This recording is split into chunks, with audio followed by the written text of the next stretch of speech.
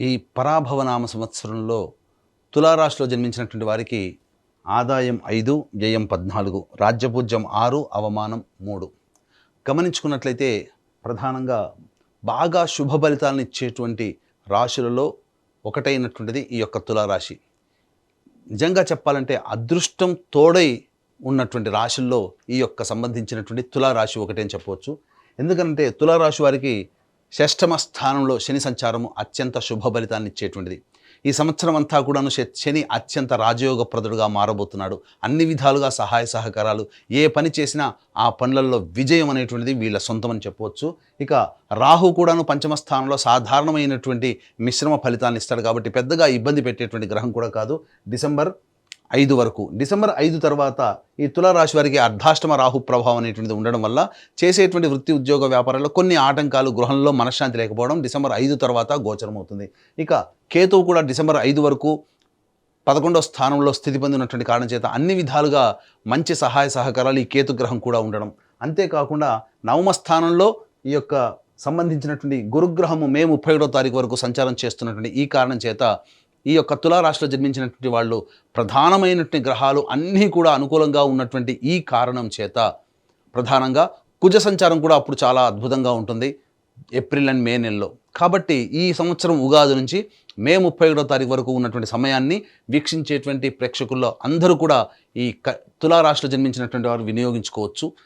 ఏ పని చేపట్టాలన్నా, కొత్త వ్యాపారం కావచ్చు, వ్యాపార విస్తరణ కావచ్చు, కొత్త ప్రణాళికలు రూపొందించుకోవాలన్నా ఈ సమయం చాలా అనుకూలం. కాబట్టి మే 31వ తారీఖు వరకు అన్ని గ్రహాలు అనుకూలంగా ఉండబోతున్నాయి. కాబట్టి ఆలస్యం చేయకుండా మీ ఆలోచన ఎప్పుడు వస్తే అప్పుడే వెంబడే ప్రయత్నం చేసి చూడండి, చక్కని శుభ ఫలితాలు పొందుతారు. ఇక జూన్ 1వ తారీఖు నుంచి అక్టోబర్ 30 వరకు కర్కాటక రాశిలో సంచారం చేస్తున్నటువంటి యొక్క గురుగ్రహ ప్రభావం వలన మీకు ప్రధానంగా చేస్తున్నటువంటి వృత్తి ఉద్యోగ వ్యాపారాల్లో కొంత ఒడిదుడుకులు ఎదుర్కొనేటువంటి పరిస్థితి.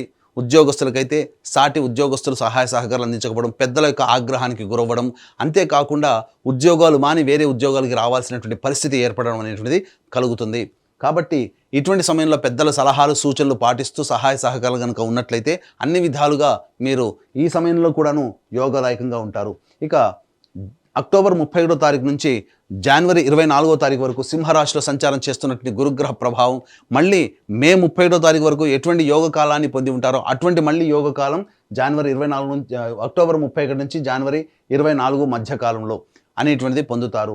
ఇక తదనంతరం జనవరి 24 నుంచి వచ్చే సంవత్సరం ఉగాది వరకు మళ్ళీ కర్కాటక రాశిలో సంచారం చేస్తూ వక్రీకరించినటువంటి ఈ కారణం చేత ప్రధానంగా అన్ని విధాలుగా సమస్యలన్నీ సమసిపోయినప్పటికీ కూడాను మళ్ళీ కొంత ఒడిదుడుకులు, సామాన్యమైనటువంటి ఒడిదుడుకులే ఎదుర్కోవాల్సి వస్తుంది. ఏ తర్వాత చూసుకున్నట్లయితే ఈ యొక్క తులారాశిలో జన్మించినటువంటి వాళ్ళకందరికీ కూడాను సాధారణంగా మొదటి 2.5 నెలలు, అలాగే సంబంధించి మళ్ళీ తర్వాత 2.5 నెలలు మరియు 2 నెలలు ఈ సంబంధించినటువంటి కాలం అనగా దాదాపుగా ఒక 7 నెలల పాటు అత్యద్భుతమైనటువంటి శుభ ఫలితాలను పొందేటువంటి రాశిగా చెప్పవచ్చు. ఇక ప్రధానంగా గమనించుకున్నట్లయితే ఈ యొక్క తులారాశిలో జన్మించినటువంటి వారికి నిరుద్యోగస్తులకి ఉద్యోగం ఎప్పుడు వస్తుంది, అలాగే ఆల్రెడీ ఉద్యోగం చేస్తున్నటువంటి వాళ్ళు వేరే సంస్థలు ఉద్యోగం కోసం ప్రయత్నం చేయాలంటే ఏ సమయంలో ప్రయత్నం చేయాలి, కేంద్ర రాష్ట్ర ప్రభుత్వ కాంట్రాక్టర్లు ఏ సమయంలో బిల్స్ ప్రజెంట్ చేస్తే ధనము బిల్స్ పాస్ అవుతాయి, అలాగే కొత్త కాంట్రాక్టులు ఏ సమయంలో మనం చేజిక్కించుకోవచ్చు, కేంద్ర రాష్ట్ర ప్రభుత్వాల్లో ఉన్నటువంటి వాళ్ళు బదిలీలు కావాలనుకున్నటువంటి కోరుకున్న చోటికి ఎప్పుడు బదిలీలు అనేటువంటి అవకాశాలు గోచరమవుతాయో మనం తెలుసుకునే ప్రయత్నం చేద్దాం.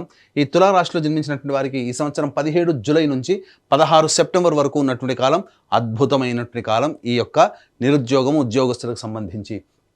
అలాగే ఈ సంవత్సరం ఉగాది నుంచి 19 మార్చి నుంచి 13 ఏప్రిల్ వరకు ఉన్నటువంటి సమయము, మరియు వచ్చే సంవత్సరం 14 మార్చి నుంచి వచ్చే సంవత్సరం ఉగాది వరకు ఉన్నటువంటి సమయము.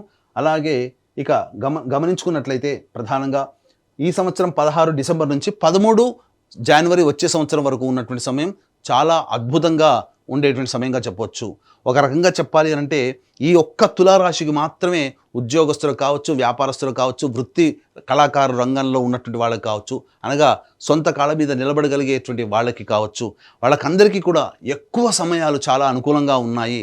కాబట్టి మిగతా ఏ రాశికి లేని ఒక ప్రత్యేకత ఉద్యోగస్తులకి, వ్యాపారస్తులకి, వృత్తుల్లో ఉన్నటువంటి వాళ్ళకి వెసులుబాటుగా ఈ తులారాశిలో జన్మించినటువంటి వారికి ఉంటుంది.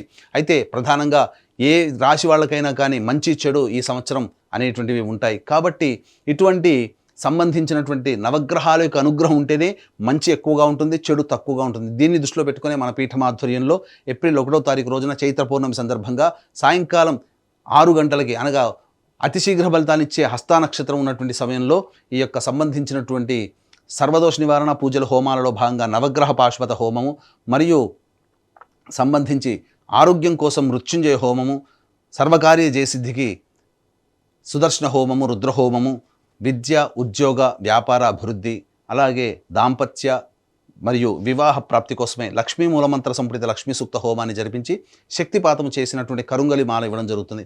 అవకాశం ఉన్నటువంటి వాళ్ళు ఈ యొక్క కార్యక్రమంలో మీరు నమోదు చేసుకొని దైవానుగ్రహాన్ని పొంది తరించవచ్చు.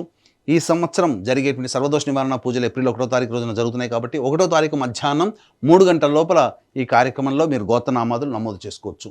ఇక గమనించుకున్నట్లయితే ప్రధానంగా ఈ యొక్క కుజ సంచార ప్రభావం కూడా తులారాశి వారికి 2 ఏప్రిల్ నుంచి 10 మే వరకు కూడా సంపూర్ణంగా అనుగ్రహం. కుజుడు, శని, రాహువు, గురువు, కేతువు ప్రధానంగా ఉన్న నవగ్రహాల్లో చాలా మటుకు గ్రహాలన్నీ కూడాను సంపూర్ణంగా యోగిస్తున్నటువంటి కాలం కాబట్టి ఈ సంవత్సరం తులారాశి వారికి 2 ఏప్రిల్ నుంచి 10 మే వరకు ఉన్నటువంటి కాలం అద్భుతం, ఒక మహిమాన్వితమైనటువంటి సమయంగా చెప్పొచ్చు. ఈ సమయంలో మీరు ఏ పని అనుకున్న ఆ పని, మీ కలలు ఏది కన్నా అవి సాకారం అవుతాయి. ఇక 11 మే నుంచి 19 జూన్ మధ్య ఉన్నటువంటి కాలం చేస్తున్నటువంటి ఉద్యోగంలో కొంత ఒడిదుడుకులన్నింటిని ఎదురవుతాయి. అలాగే మీరు దుందుడుకు స్వభావం ప్రదర్శించడం తద్వారా అనుకున్నటువంటి వాళ్ళని అందరినీ కూడా దూరం చేసుకునే అవకాశం ఉంటుంది. అలాగే ధన నష్టం కూడా సూచించబడుతుంది. దాంపత్య భాగస్వామి వ్యాపార భాగస్వాములతో ప్రేమతో వెలిగేటువంటి ప్రయత్నం చేయండి. ఇక 20 జూన్ నుంచి 1 ఆగస్టు వరకు ఉన్నటువంటి కాలము ఆర్థికంగా నష్టపోయేటువంటి సమయంగా చెప్పబడి ఉంటుంది. అలాగే ఇతరులతో వాగ్వివాదాలు, నమ్మిన వారే మోసం చేయడం ద్వారా నష్టపోవడం అనేటువంటిది జరుగుతుంది. ముఖ్యంగా మీ ఆరోగ్యం పట్ల శ్రద్ధ వహించాల్సినటువంటిది సమయము. ముఖ్యంగా జ్వరపీడితులయ్యేటువంటి అవకాశం ఉంటుంది. 1 ఆగస్టు నుంచి 17 సెప్టెంబర్ మధ్య ఉన్నటువంటి కాలము అనవసరమైనటువంటి దూర ప్రాంత ప్రయాణాలు, కష్ట నష్టాలు ఎదుర్కొనేటువంటి అవకాశము, ప్రతి పనులలో ఆటంకాలను ఎదుర్కొనేటువంటి అవకాశం ఉంటుంది. ముఖ్యంగా తెలిసినటువంటి వారితో విభేదాలు ఎదురయ్యేటువంటి అవకాశం ఉంటుంది. గృహంలో మనశ్శాంతిని కోల్పోతారు. అలాగే వాహన ప్రమాదాలు చోటు చేసుకునే అవకాశము, తల్లిగారి ఆరోగ్యం పట్ల శ్రద్ధ వహించాల్సినటువంటి పరిస్థితి. ఇక 18 సెప్టెంబర్ నుంచి 11 నవంబర్ వరకు ఉన్నటువంటి కాలం ఏదైతే ఉంటుందో ఈ కాలము ప్రధానంగా గమనించుకుంటే మీ యొక్క వాక్కుని అదుపులో ఉంచుకోవాలి. కంటికి సంబంధించినటువంటి ఇబ్బంది పరిస్థితులు ఎదురయ్యే అవకాశం ఉంటుంది. ముఖ్యంగా వాహనాన్ని నడిపేటప్పుడు జాగ్రత్తలు పాటించాల్సినటువంటిది. సంతానమూలకంగా విభేదాలు, సంతాన నష్టాన్ని సూచిస్తుంది. స్త్రీలకైతే మిస్క్యారీ అయ్యేటువంటి అవకాశం కూడా గోచరమవుతుంది 18 సెప్టెంబర్ నుంచి 11 నవంబర్ మధ్యకాలంలో.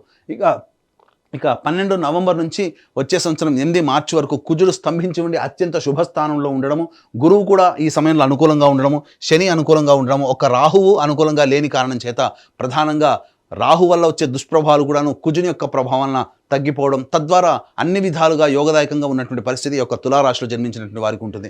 కాబట్టి ఇటువంటి అవకాశాన్ని అందరూ కూడా వీక్షించేటువంటి ప్రేక్షకులు అందరూ కూడా వినియోగించుకొని మంచి మార్గంలో ఉంటారని ఆశిస్తూ ఉంచవచ్చు.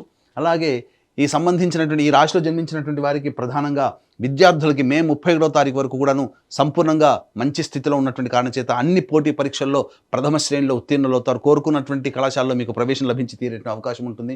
అలాగే దశమ గురు ప్రభావం మనకు చెడు ఫలితాలను ఇస్తున్నా నెగిటివిటీలో కూడా పాజిటివ్ను ఎత్తుక్కోవాలి. దశమ గురు ప్రభావం వలన ఉన్న ప్రాంతం నుంచి చాలా దూర ప్రాంతానికి వెళ్ళేటువంటి అవకాశం ఉంటుంది. కాబట్టి దీన్ని దృష్టిలో పెట్టుకుని ప్రస్తుతం విదేశీ యానం కనుక చేసినట్లయితే ప్రధానంగా ఈ కాలానికి యోగం కాబట్టి ఈ యొక్క జూన్ 1వ తారీఖు నుంచి అక్టోబర్ 30వ తారీఖు వరకు ఎవరికైతే విదేశీయానం కోసం ప్రయత్నం చేస్తారో తప్పకుండా వాళ్ళు ఆ విదేశీయానానికి సంబంధించినటువంటి పూర్తి శుభ ఫలితాన్ని పొందుతారు. అలాగే విదేశంలో ఉన్నటువంటి వాళ్ళకి కాంట్రాక్ట్స్ అనేటువంటివి మెరుగవుతాయి, రెన్యువల్స్ అవుతాయి ఉద్యోగాలు. అలాగే కొత్తగా H1B వీసా లాంటివి కూడాను అప్లై చేసుకున్న మీకు ఈ సమయంలో చెప్పినటువంటి జూన్ 1 నుంచి అక్టోబర్ 30వ తారీఖు మధ్య సమయంలో మీకు అన్ని విధాలుగా యోగదాయకంగా ఉంటుందని చెప్పవచ్చు.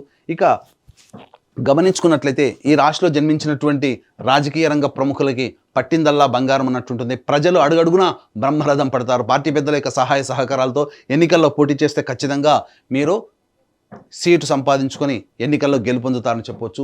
ఇక ఈ రాశిలో జన్మించినటువంటి కళారంగంలో ఉన్నటువంటి వాళ్ళు 24 ఫ్రేమ్స్, అలాగే electronic and printing media, social media రంగంలో ఉన్నటువంటి వాళ్ళు ఎవరైతే ఉన్నారో వాళ్ళకందరికీ కూడాను అద్భుతమైనటువంటి ప్రజాదరణ కలిగినటువంటి పాత్రలు పోషించి తద్వారా రివార్డులు సొంతం చేసుకుంటారు.